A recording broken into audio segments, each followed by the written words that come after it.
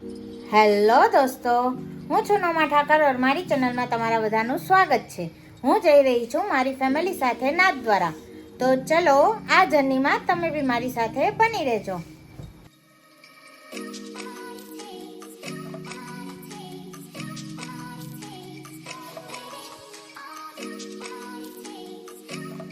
ये અમારી trip start થઈ ચૂકી છે। અમે બે ફેમિલી સાથે જવાના છીએ। તો એક ફેમિલી અમારું અમદાવાદ વેઇટ કરી રહ્યું છે। અમે રાતની જર્ની પસંદ કરી છે કારણ કે રાત્રે ડ્રાઈવ કરવાની મજા આવે છે અને ટ્રાફિક બી આપણને ઓછો નડે છે। તો અમારી જર્ની સ્ટાર્ટ થઈ ગઈ। 2 અવર્સની ડ્રાઈવ બાદ અમે લોકોએ એક હોટલમાં ગાડી ઊભી રાખી છે કારણ કે બધાને ભૂખ લાગી છે। તો સૌથી પહેલાં અમે અમારું ડિનર કમ્પ્લીટ કરીએ અને ત્યાં સુધી બાળકોને ડિનર કરાવીને પછી અહીંયા જમ્પિંગ હતું તેમાં હું લઈ આવી છું કારણ કે એ બંને જીદ કરતા હતા કે અમારે થોડી વાર તો જમ્પિંગ કરવું જ છે।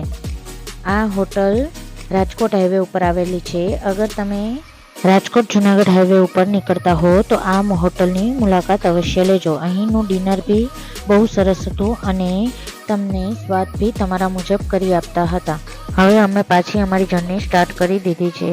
ગાડીમાં બેસતા જ બંને બાળકો આરામથી સૂઈ ગયા હતા। ત્યારબાદ અમે 5 અવર્સની જર્ની બાદ અમે અમદાવાદ પહોંચી ગયા છીએ। 2 અવર્સની રેસ્ટ બાદ અમે અમદાવાદથી બી અમારી જર્ની સ્ટાર્ટ કરી દીધી કારણ કે જે ફેમિલી અમારી સાથે આવવાનું હતું એ ઓલરેડી રેડી હતું। તો અમે લોકો જલ્દી ત્યાંથી ફ્રેશ થઈને નીકળી ગયા। દેખો બંને બચ્ચોની નીંદર કમ્પ્લીટ થઈ ગઈ છે તો બંને હવે મસ્તી કરશે અને સાથે સાથે પોતાની પેટ પૂજા પણ કરી રહ્યા છે। આ સવારનો સમય બહુ જ સુંદર હોય છે જે જોવાની બહુ જ મજા આવે છે અને એનાથી આપણો આખો દિવસ મસ્ત જાય છે। તમને કેવું વાતાવરણ પસંદ આવે છે, મોર્નિંગનું કે નાઇટનું, એ મને જરૂરથી કમેન્ટ સેક્શનમાં કહેજો। અને અહીં સુધીનો જો તમને મારો વિડીયો પસંદ આવ્યો હોય તો લાઇક, શેર અને સબસ્ક્રાઈબ કરવાનું બિલકુલ ભૂલતા નહીં। આ જ રીતે મને સપોર્ટ કરતા રહેજો। અમે 1 અવરની જર્ની બાદ શામળાજી પહોંચી ગયા। શામળાજીમાં આજે અમને મંગળાના દર્શન થવાના છે।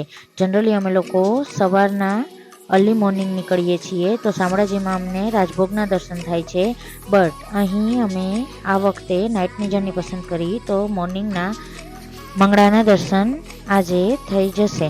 અંદર ફોટોગ્રાફી અને વિડીયોગ્રાફી ઉતારવાની મનાઈ છે તો મેં મારો ફોન જેકેટમાં રાખી દીધો હતો। આ સિસ્ટમ એક બહુ જ સારી છે કે આપણે ભગવાનના મંદિરમાં જઈએ પણ આપણા જેવા વ્લોગર્સને અંદર વ્લોગિંગ કરવામાં જ ઇન્ટરેસ્ટ હોય છે તો આપણું પ્રભુ ઉપરથી ધ્યાન હટી જાય છે। તે માટે આ સિસ્ટમ બહુ સારી છે કે અંદર ફોન લઈ જવાની જ મનાઈ હોય છે। હવેનો રસ્તો બહુ જ સરસ છે કારણ કે આ બધો રસ્તો નાથદ્વારાનો એવો છે કે પહાડોની વચ્ચેથી તેમને ક્રિએટ કરવામાં આવ્યો છે।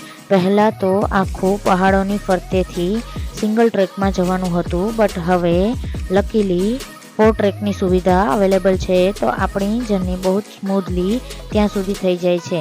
હવે અમે વચ્ચે મોર્નિંગના 8, સાડા 8 આસપાસ એક હોટલ પાસે ઊભા રહી ગયા હતા કારણ કે બધાને નાસ્તો કરવો હતો તો ગરમા ગરમ નાસ્તાની મોજ માણ્યા બાદ અમે સૌ ફરીથી જર્ની સ્ટાર્ટ કરી દીધી।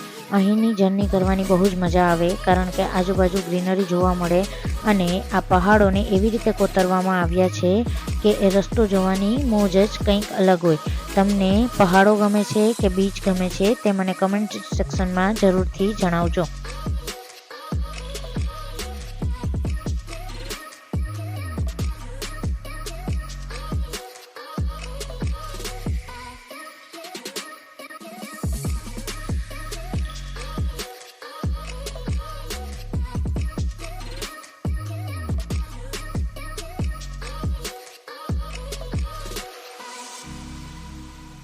અહીંનો મારો ફેવરેટ રસ્તો છે આ ટનલવાળો।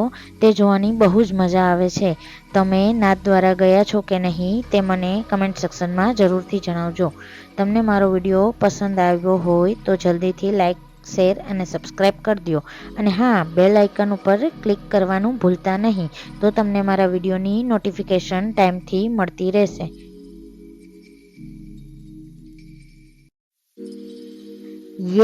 અમે ફાઇનલી નાથદ્વારા પહોંચી ચૂક્યા છીએ. પહેલેથી જ હોટલ બુક કરેલી હતી એટલે ફ્રેશન અપ થઈ અને નાથદ્વારાની ગલીઓમાં ફરવા માટે નીકળી ચૂક્યા છીએ. મેં મારા 2 મિની વ્લોગ પહેલેથી જ અપલોડ કરી દીધા છે, તો પહેલાં તેને જોજો.